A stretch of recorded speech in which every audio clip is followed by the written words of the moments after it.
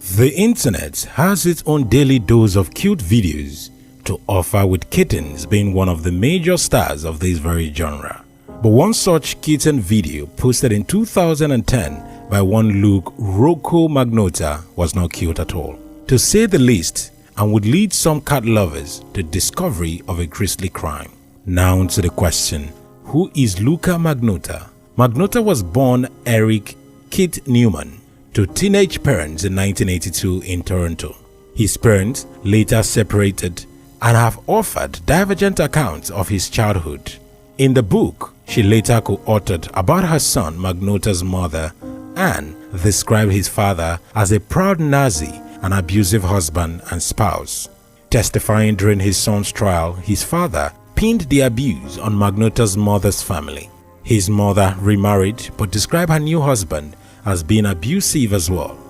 Homeschooled until his middle school years, Magnotta was reportedly bullied when he eventually attended school with other students and later dropped out before earning his diploma. He spent time in mental hospitals and lived in a group home. During a hospital visit while he was still a teenager, Magnotta said he was experiencing hallucinations and was later diagnosed with paranoid schizophrenia.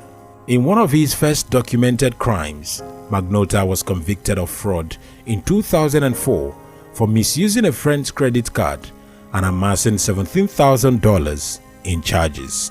He began pursuing an unsuccessful career as an actor and model while working as a stripper, escort, and appearing in pornographic films. As part of what his sister would later describe as an effort to reinvent himself, he legally changed his name to Luka Magnotta.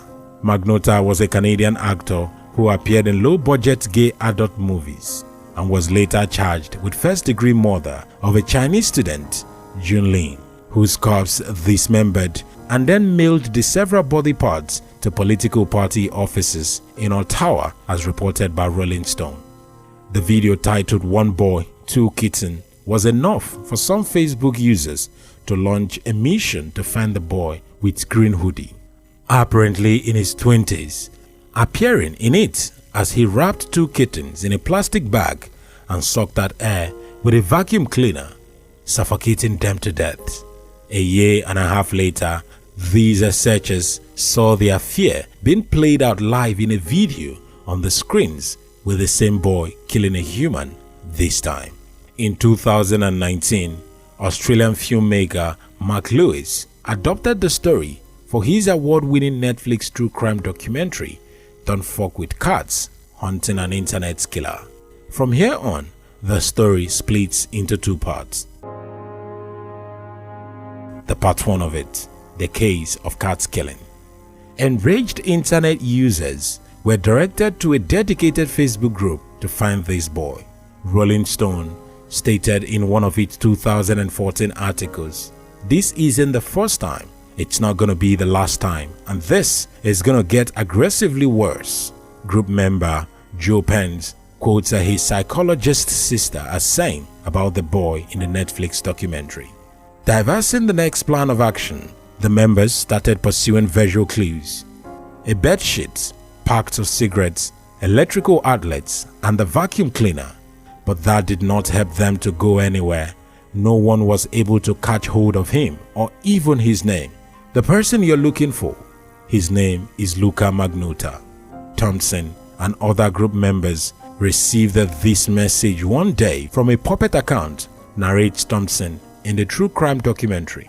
Luka Magnotta hit enter, and eventually the members of the group were able to locate him through one of his photos taken at his Toronto apartment.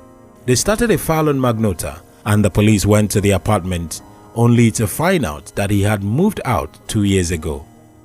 The citizens' movement started to turn cold until Magnotta uploaded more cat killing videos. A cat being fed to a python, and a kitten drowned in a bathtub. Another one locked in a cage and set on fire.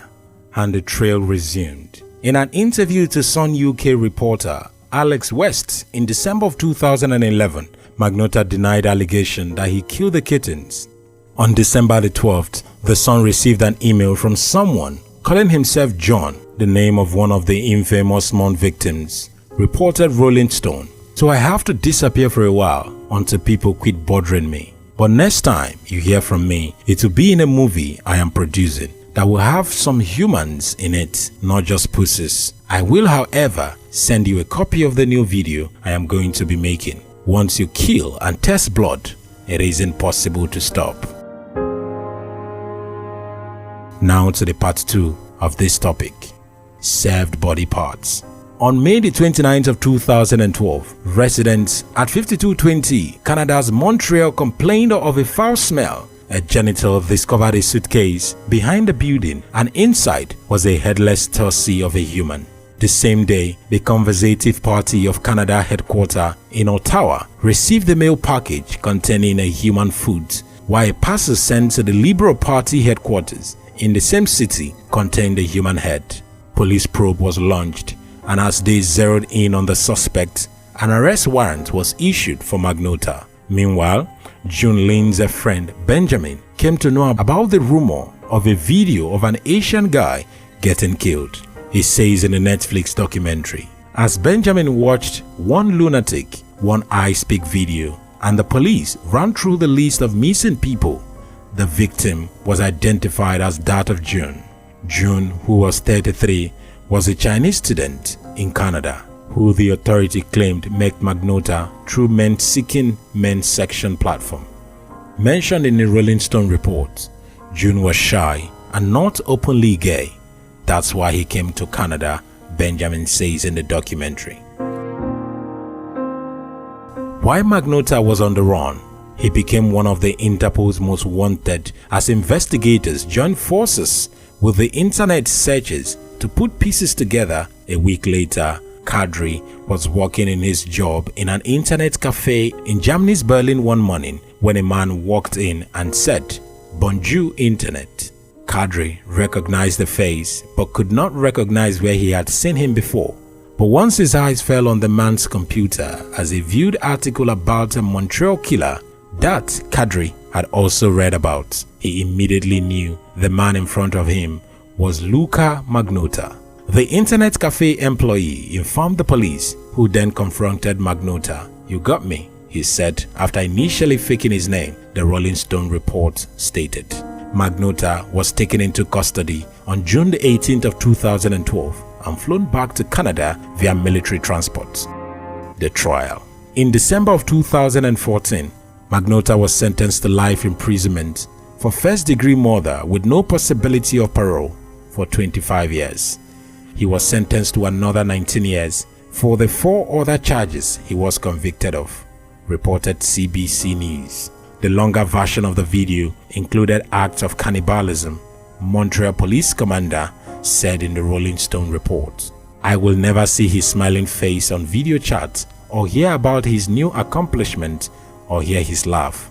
Lin Jun's birthday is on December the 30th and he will never be there for his birthday or ours," CBC News quoted Jun's father as saying. A Montreal Gazette report dated back 21st of June 2016 stated that Magnotta was going to tie the knot with fellow inmate Anthony Jun Lin. And finally, question: where is Luka Magnotta now? Magnotta is serving his prison sentence in prison. In 2017, he married another convicted murderer inmate. In the Netflix series, police investigator theorized that Magnotta, who was reportedly fascinated by serial killers and a fan of films like Basic Instinct and American Psycho, committed his crime out of a desire for notoriety and fame. And Magnotta has become infamous. A poll of newsrooms found him named Canada's 2012 Newsmaker of the Year, a designation that sparked controversy. Jun Lin's family traveled from China for Magnotta's trial, and his father, Lin, offered a heartbreaking victim impact statement. In one night, he lost a lifetime of hope. He wrote, "I had come to see your trial system, to see justice done, and I leave satisfied that you have not let my son down. I have come to learn what happened to my son that night, and I leave without a true or a complete answer. I had come to see remorse, to hear some form of apology, and I leave without anything." Thank you so much for watching this very video on Frank Speaks. Remember to subscribe and hit the notification bell before you leave. Thank you so much for watching, and you can also check out other videos on this very channel before you leave. This is Frank Speaks, signing out.